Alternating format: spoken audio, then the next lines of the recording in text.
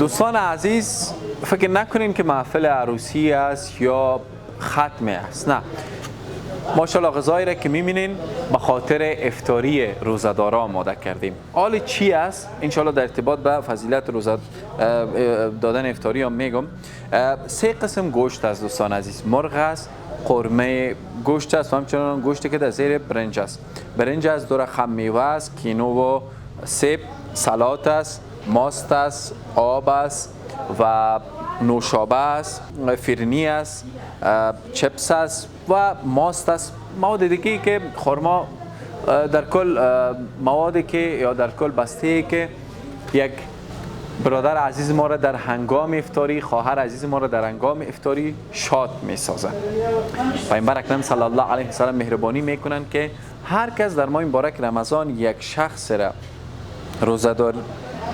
روزش در واقع افطار کنه، یعنی چیزی به خاطر افطاری برش بده، الله متعال اجر و پاداش اون شخص روزدار رو در پرونده نامه اعمالش نوشته میکنه. ما نزدیک به 140 خانواده را به صورت زبان انگلیسی اسپیشال غذا برشان آماده کردیم و اینا یک مقدارش بسته‌بندی شده، یک مقدارش در موتر جابجا شده است و ما به شکل سیار در نقاط مختلف شهر زیبای کابل توزیع میکنیم. در کنار زی البته این یک بسته اسپیشال است و او طبقه از افرادی که کارهای شاقه میکنن و در کنار از این روزانه 600 بسته مواد غذایی دیگه است افطاری که در مسجد به خاطر روزدار آماده شده است و در ضمنش در ولایت‌های مختلف این برنامه است. میخواین سهم بگیرین، این فرصت از دست ندین، بر اندازه که استطاعت و توانایی دارین.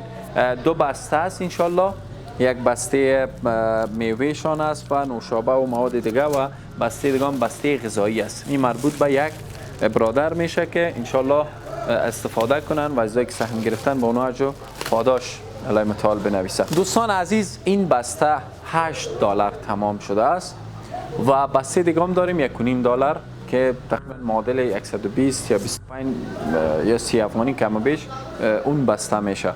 هر کدام دوست دارین شما یا ازی بهتر میخواین که چیز توضیح کنین به نیازمندان، ما در کمال امانتداری انشالله این رسالت وظیفه را انجام میدیم.